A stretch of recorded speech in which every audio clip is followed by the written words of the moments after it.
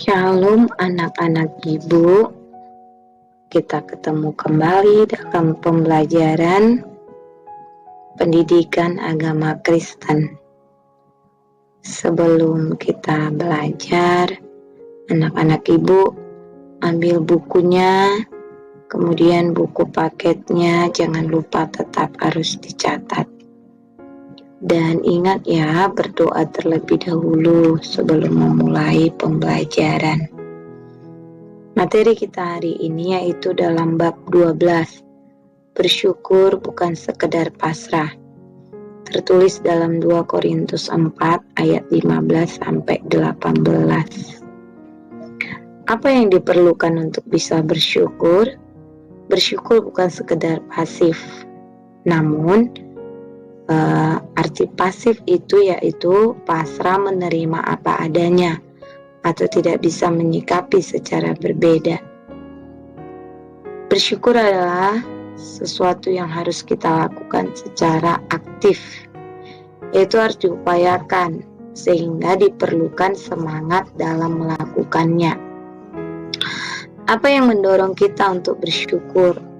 Yang pertama, kita bersyukur untuk karunia Allah yang paling penting, yaitu pengorbanan Tuhan Yesus di kayu salib yang menghapus dosa kita dan memberikan jaminan keselamatan untuk kehidupan di akhirat nanti. Yang kedua, kita mengingat apa yang Allah sudah lakukan untuk kita, memberikan orang tua, kesempatan bersekolah, kesehatan, tempat tinggal, teman-teman, dan kesempatan untuk hidup di negara Indonesia yang sangat indah dan subur.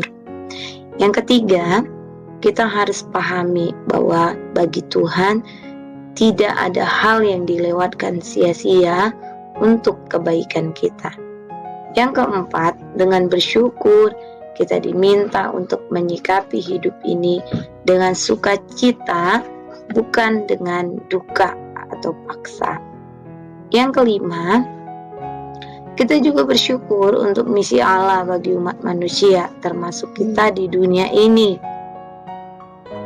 Rasa syukur yang kita naikkan pada situasi sulit karena kita bertindak emosional, menyadari bahwa Allah tetap bekerja dalam situasi sesulit apapun, karena bagi Allah tidak ada yang mustahil. Itu tertulis dalam Lukas 1 ayat 37.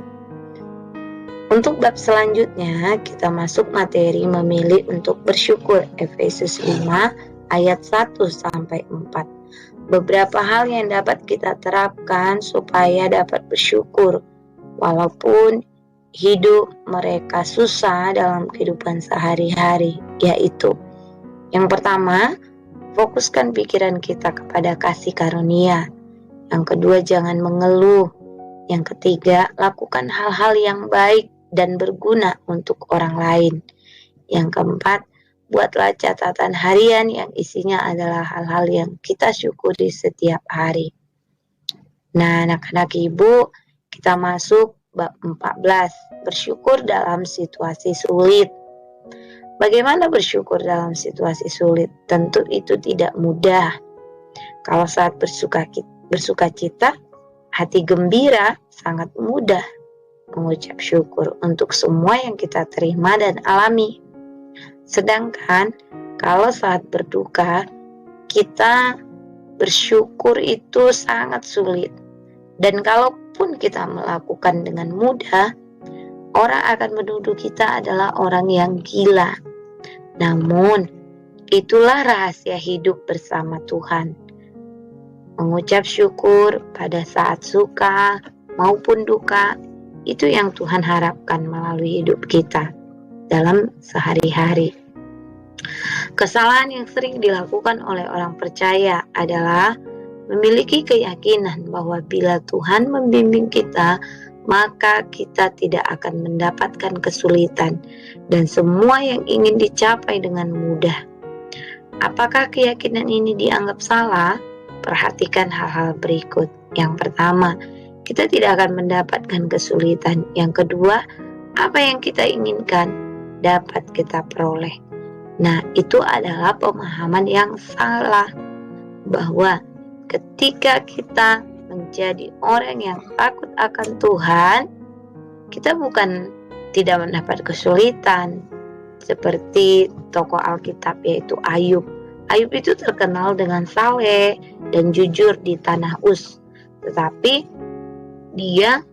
Tuhan izinkan mengalami satu ujian supaya Tuhan melihat kemurnian hati, kesetiaan hati seorang Ayub. Demikian kita di hadapan Tuhan. Apa yang kita inginkan dapat kita peroleh? Oh, tunggu dulu, belum tentu. Ya, semuanya itu butuh proses. Kita mengikut Tuhan bukan dengan mudahnya kita juga memperoleh segala sesuatu. Tuhan juga memproses segala sesuatu yang kita pergumulkan, kita naikkan melalui doa. Anak-anak ibu, jadi jangan dengan mudahnya berpikir bahwa mengikut Tuhan itu semuanya serba ada, kemudian kita nggak akan pernah mendapat kesulitan. Namun Tuhan tetap berikan ujian, tetapi Tuhan menjanjikan, Tuhan Yesus katakan bahwa Tuhan Yesus tidak akan memberikan sesuatu atau cobaan di luar dari batas kekuatan kita. Kalaupun Tuhan izinkan itu, Tuhan Yesus akan memberikan jalan keluar bagi kita.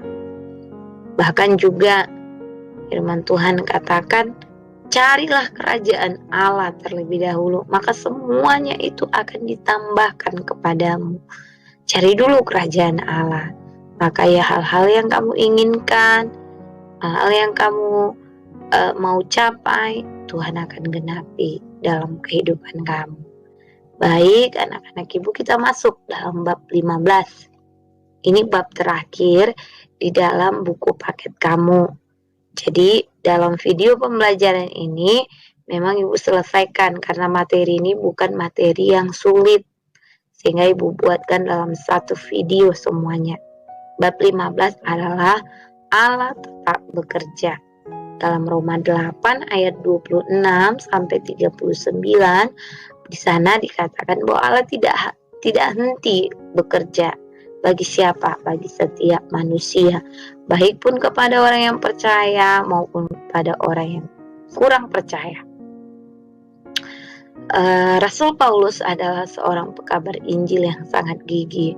Untuk mengabarkan Injil, banyak sekali rintangan dan cobaan, baik dalam dirinya sendiri berupa penyakit yang dideritanya. Nanti anak-anak ibu bisa baca dalam 2 Korintus 12 ayat 7 sampai 10.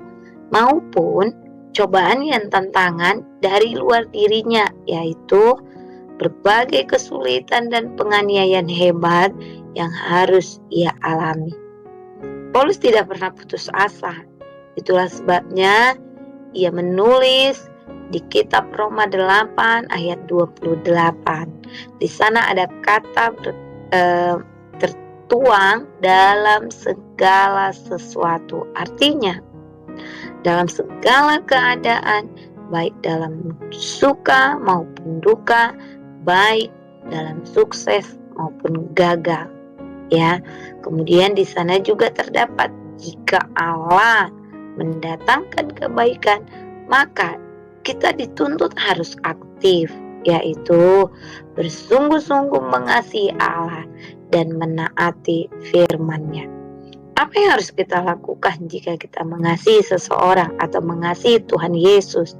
Yang pertama, kita akan sering-sering mengingat Dia dalam keadaan apapun dan ketika melakukan apapun. Yang kedua, mengasihi Tuhan berarti menghargai setiap pemberiannya, yaitu tubuh, waktu, kesehatan, keluarga, kesempatan bersekolah, teman, guru, dan yang lainnya.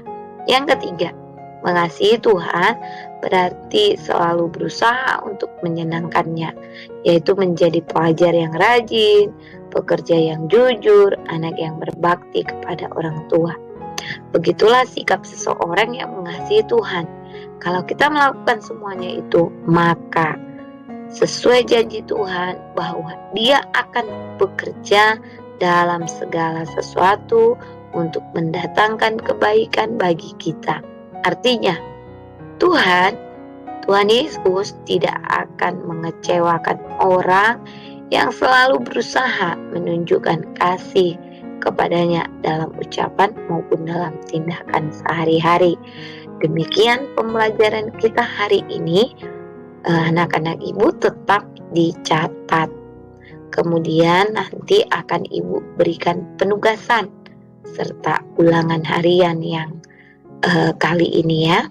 Tadi pelajari dulu materinya, kemudian nanti ibu berikan penugasan. Tuhan Yesus memberkati kita semua.